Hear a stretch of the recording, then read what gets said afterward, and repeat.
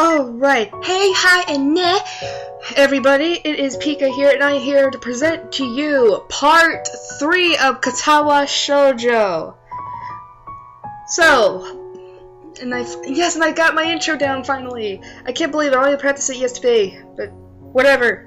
So basically, what happened last time, or I should say Friday, because I'm recording this on a Sunday, is that we basically explored our school, we met Misha and Shizune, and where we left off is that we were about to explore our dorm, and come to meet our roommates, hopefully.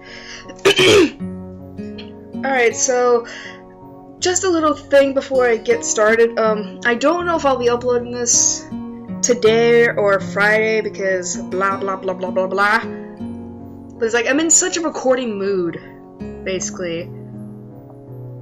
Nobody's room. But, yeah, I just recorded a cover of Outer Science today and uploaded it. I actually feel proud of it, to be honest. Because I did voice acting in it, and it's my favorite song, basically. So I'm in such a recording mood today. Alright. It takes more time than necessary to fish out the key I was given from my pocket. Room 119. Despite the ornate exterior, the inside of the dorm is fairly new, functional, and boring. Just like in the main building, the halls and doors are wide to accommodate wheelchairs. The same goes for the elevators at the ends of the hallways. This is really loud. I poke my head around the corner of the common room door. Inside a few students are watching the television. One nods and gives a quick hello before turning back to the TV. Seems that only the girls around here are sociable. I suppose that's perfectly fine with me. I climb the stairs to the upper floor. Here, small corridors branch off from the main hallway. Each of these minor halls seems to have a toilet and shower, as well as 4 rooms. About halfway down the hall, I spy room 119, or 100... Would it be pronounced like that? The nameplates on the door adjacent to mine are blank. I guess there are just 2 of us here. Light shines from below the door of room 117, so I knock lightly. Hello, is anyone home? From inside I hear a few movements, then the clicking of way more locks than I thought these doors had. After a moment the door squeaks open. Oh god.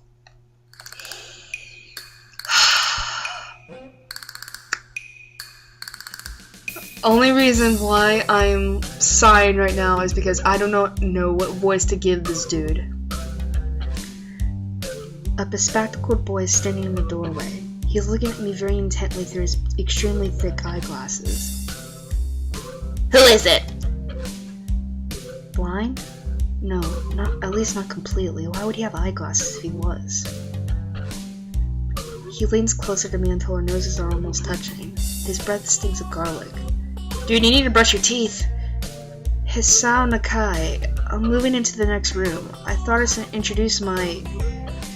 His face suddenly brightens in realization. He stands back upright, thrusting his hand out in a smiling greeting, almost straight to my diaphragm. You almost killed me, dude. Oh, sup, dude? The name's Kenji. Hi. I take Kenji's sweaty hand and shake it, still a little rattled by the sudden change of attitude and vehement welcome. There were some suspicious-looking people going in and out of your room earlier. It was probably my parents. Your parents? You're sure? Because they could have been some other people too. You can't judge a book by its cover.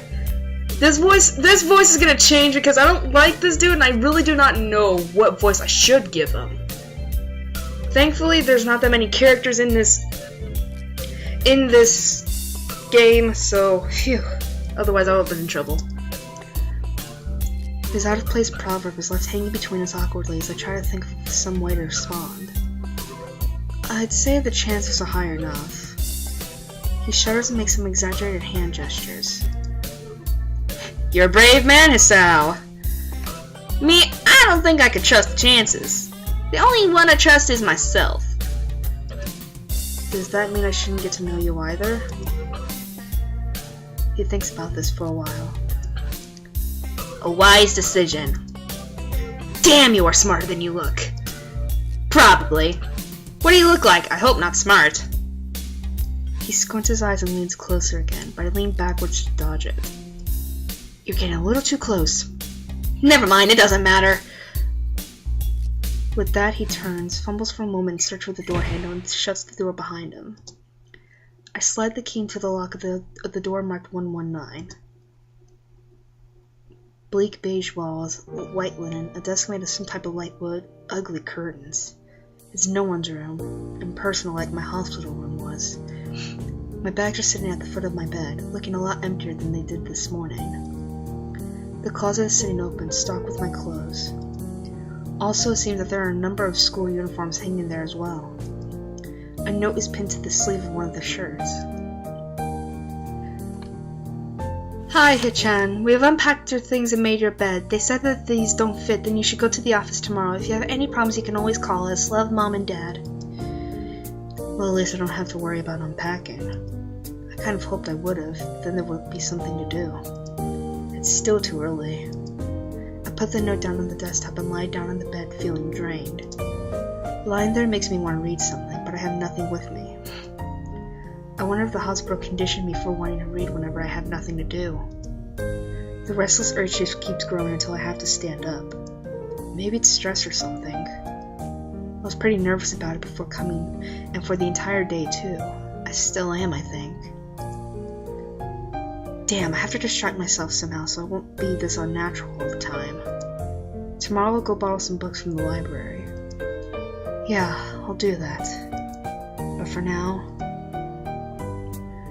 The bottles of medications neatly arranged on my night table catch my eye. I pick up one and shake it just to hear the contents rattle inside, and then read the glued-on pharmacy label. Hisanakai, 2 tablets daily to stay alive. Does that literally say it? Stay alive? It doesn't really say that, but it could just as well. Damn it. It's kinda twisted having your life depend on chemicals like this. I resent it a little, but what choice do I have? With a sigh, I begin my new daily ritual of taking the right number of pills from each bottle, being careful to check the correct dosages. I'll be right back. Someone just came home.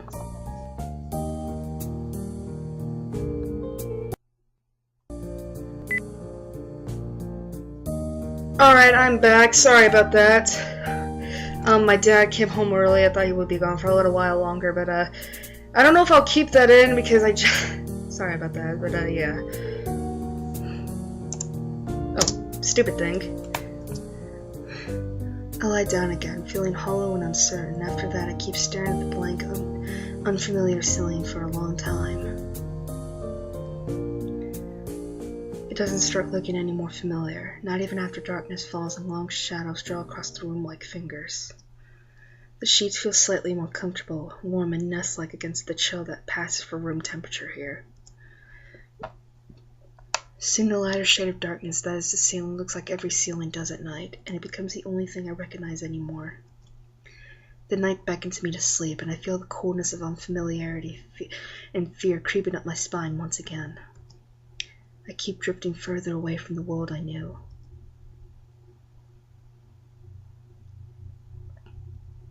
Oh, here's my favorite part. Katawa Shoujo, Katawa Shoujo, Katawa Shoujo. That's my favorite part. I could just sing my own thing. I wake up in a strange room. Solid morning light shimmers against the light gray ceiling. I had forgotten to draw the curtains closed last night.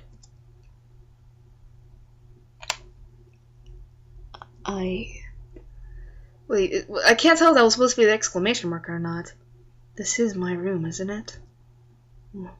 My room. This is the third room this year that I'm supposed to call mine. Various things around here remind me that indeed it's me who is supposed to be the one living here. My bag's on the floor, my new school books on the desk, my numerous medications on the night table. I stare at the bottles for a moment, deliberating, until I open a bottle, shake out a pill, and pop out a tablet from a foil sheet. I down them with a chaser of water without thinking about the chemistry. My uniform's are in the closet. I slink out from under the sheets and stretch my back before dressing up. Putting on a new school uniform feels like dressing in someone else's clothes. The artificial smell of generic detergent invades my nose, but the feeling of fresh cloth against my back is a good one. A natural one. It feels like a school uniform as it should. It's not much different from what I used to wear before. It goes for other things too. So far this place seems more or less like a normal school. Except for the people. I think back to my talk with Kenji yesterday, Misha's constant laughter and Shizune's sweeping sign language gestures. Well, I've only met 3 students so far. Maybe they aren't that normal, but I'm sure others are. Or perhaps people like them are what passes for normal around here. Yeah, what does pass for normal around here? What do people do? I didn't see a lot of kids hanging around after classes yesterday, so maybe there are clubs. If so, I wonder if I should join one. All through class, the question remains on my mind, so I decided to ask Shizune about it when we split into groups. After all, she did say if I had anything I wanted to know, I should ask her. ...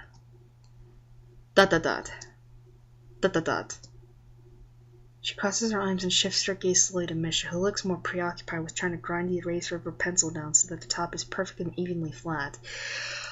Oh, Jesus. ... Sorry, Chan. Is there something you wanted from me? Oh, I see.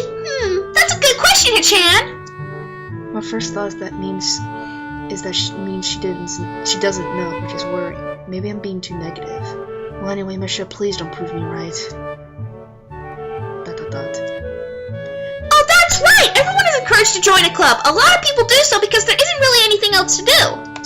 There are also school events like the festival coming up in a few days. Almost every student in the school tends to help out with it, doing whatever. So, you actually transferred in at a busy time. Maybe you can help out too. Sure. What's the festival about? Misha freezes. I don't know, Chan. The truth is, it's a local event, and I'm not from this area, so... She starts signing desperately to Shizune, asking her to bail her out. Shizune adjusts her glasses at the end of an oddly grandiose flourish and starts signing hard and heavy. ... Huh? Oh! Who cares? Misha puffs out her chest as she shouts Shizune's words out at me with a disproportionate amount of pride. Too loud. I could see heads turning in to look in our direction. Not so loud. ... Human beings evolve with each new generation. The ideas and beliefs behind a festival will inevitably change with time. ... Exclamation mark! Now it's about delicious fried food and amusing little games that you play to win prizes. The teacher clears his throat very loudly, batting his...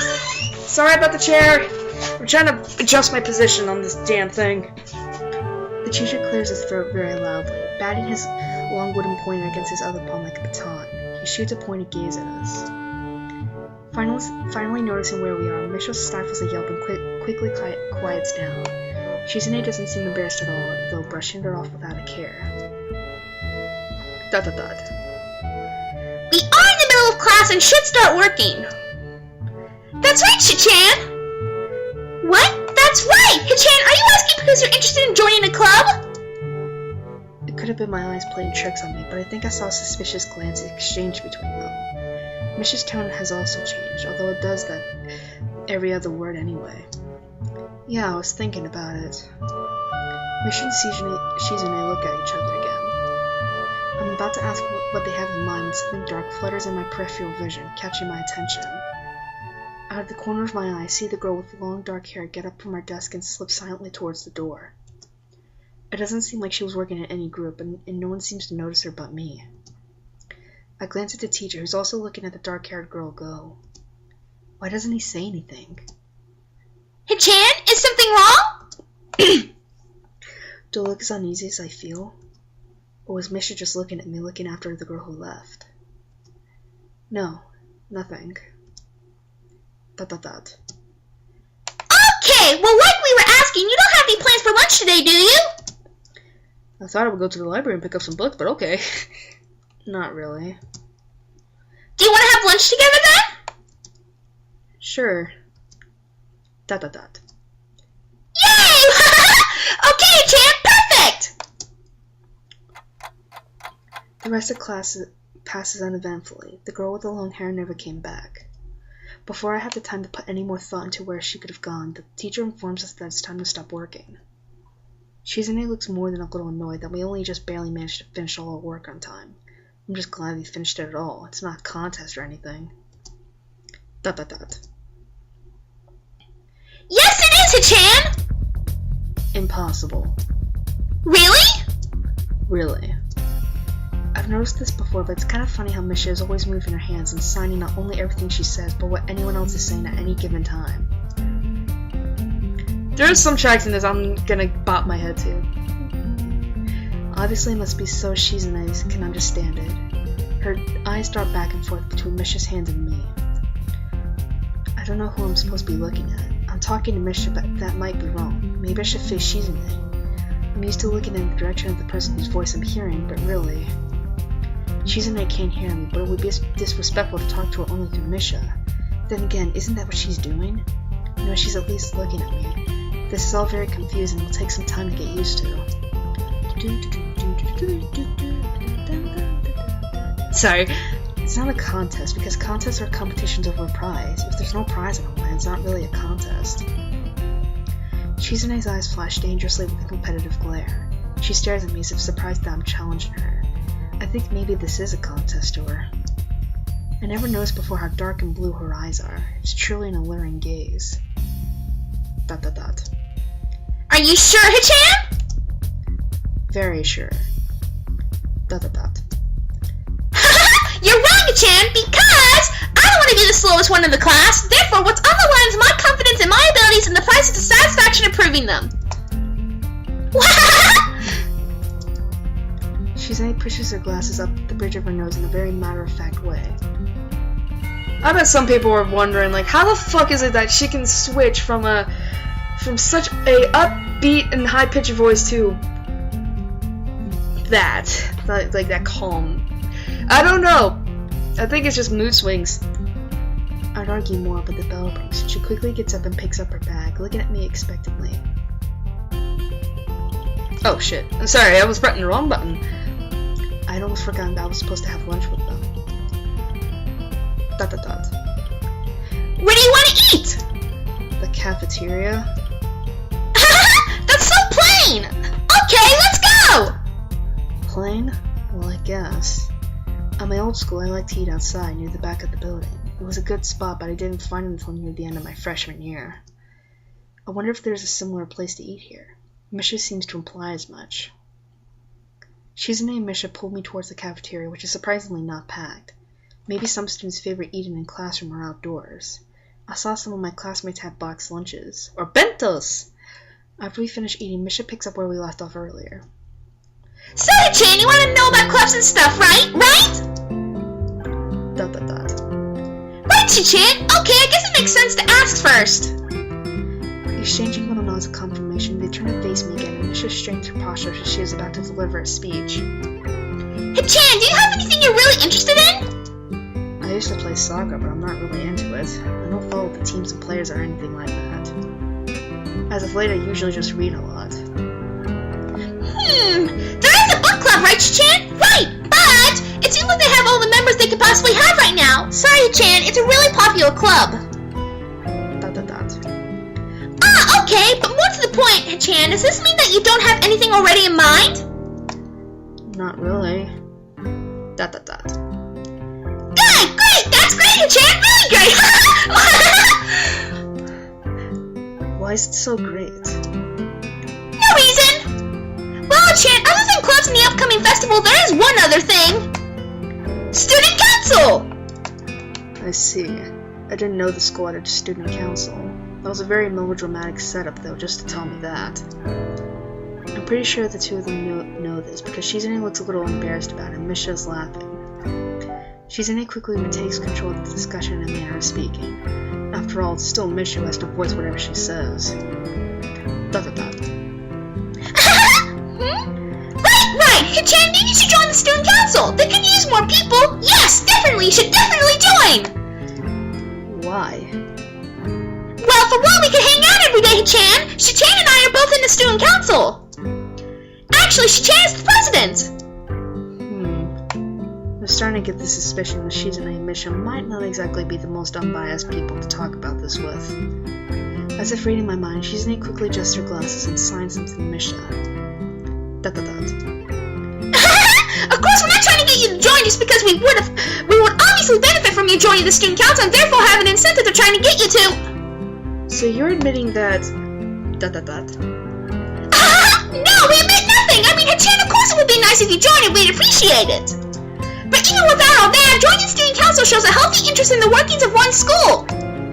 Yup, it's true, Hachan. Besides, don't you want to spend time with us after school, Hachan? I can't tell if she's being genuine or if this is just really good acting. Both of them seem to be trying hard to look their cutest, although they're already pretty cute to begin with. Well... dot dot dot. So it's settled then! Welcome to the student council, Hachan! Wait, I didn't agree anything. What? No, I didn't agree to that! Aw, see, Hachan, of course it wouldn't go so easily. Dot dot dot. Yup, that's right though, it would be boring if it went that smoothly. Oh well, Hachan owes me candy now! You were betting on it? Hey, my life is not a game here. Shizune seems very intrigued by this when Misha signs it to her. The aggressive glint returns to her eyes. Dot dot dot. That's interesting, Hachan! Let's play a game! That's not what I said. How about Rich Man, Poor Man, Hachan? If you lose, you have to join the student council! No, absolutely not. Aw, why not? Well, because you two both have the same incentive and therefore the same goal, which is to get me to join the student council, right? Dot dot dot. Yep! Yeah, that isn't my goal, but what this means is that both of you can team up and I'll be at a clear disadvantage, so I will have to decline. Dot dot dot. Hachan, I'm very offended! Are you saying you don't trust us and that we will pull something so disingenuous? That makes me sad! Sorry? It's hard to tell where Shizune's influence ends and Misha's thoughts begin. Dot dot dot. In order to atone for hurting the young girl's feelings, you should definitely join the student council! No! I'm not joining the damn thing! How about a game of paper football instead of Rich Man, Poor Man? Paper football? Yeah! It's a game they play in America! You make a paper triangle and then you try to shoot it past goalposts that the other player makes with their fingers! Isn't it cool? It's the ultimate form of competition between two people, Hachan! Dot dot dot. And it's also played by elementary and middle school children, Hachan! Wow! That means it's a game that really separates the boys from the men! More like the boys from the slightly older boys. Anyway, I'm not gonna play that either. Just the fact that you know about it seems you're probably surprisingly good at it. Yeah, that's true! How did you know, Hachan? Shizune frowns at Misha, telling me that she probably wasn't supposed to admit that so readily. I wouldn't say that I'm happy with their attempts to get me into the student council, but I'm a little curious about what the student council does here. I've never been on one before, or even known anybody who was a member, so it interests me. I also kind of like Shizune and Misha, so maybe it wouldn't be so bad. Dot dot dot. Okay, Chan, how about this? The game of world domination! I don't know what that is. It's really fun, Chan! You fight for control of the world with armies and everything! Sounds like Shizune would be good at it. If you want to play, we can after school! Dot dot dot. Aw, really, Shichan? We can play just for fun, Chan. Shichan hasn't played in a long time, so if you want to, there are no strings attached! Well, okay. Okay! Perfect! We'll see you after school in the student council room then, Hachan! Wait, why there? Because that's where we keep the game!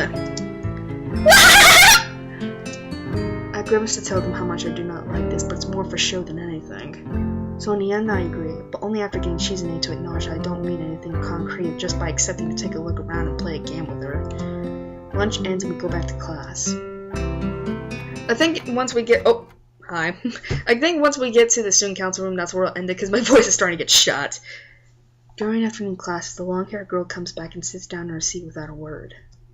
Again, no one seems to notice, or if they do, no one says anything. I want to ask Misha about it, but I don't want to be nosy.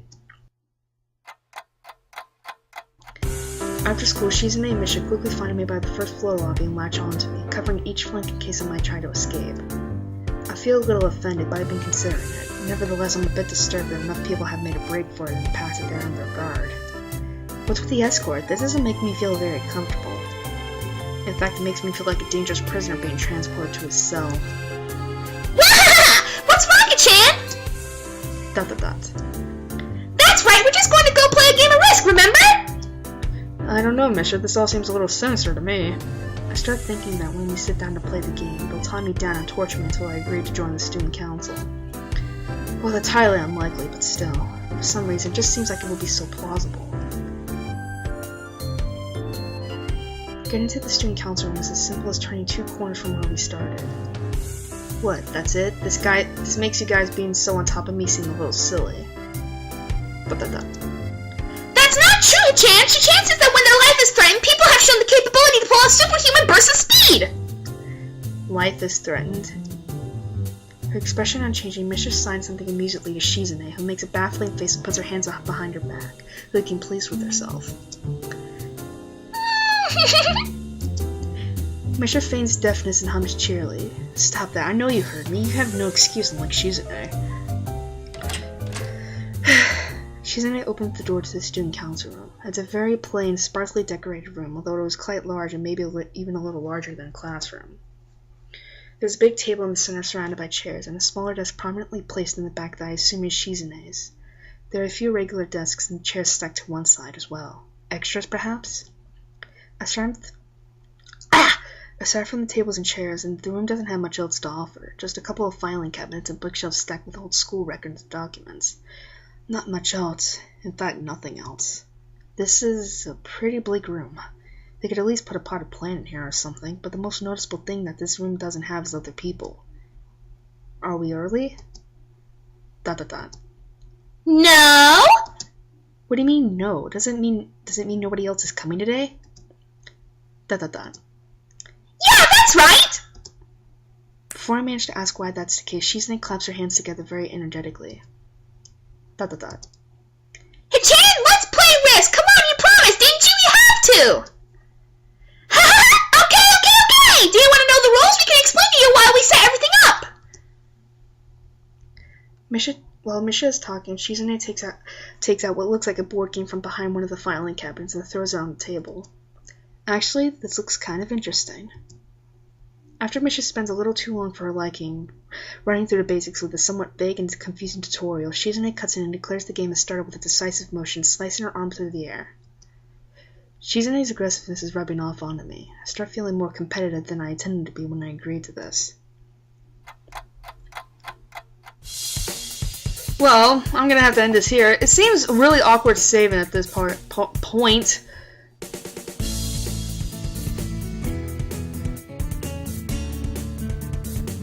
Alright, but hopefully you enjoyed that part. Oh god, and I'm sorry for my voice with Misha.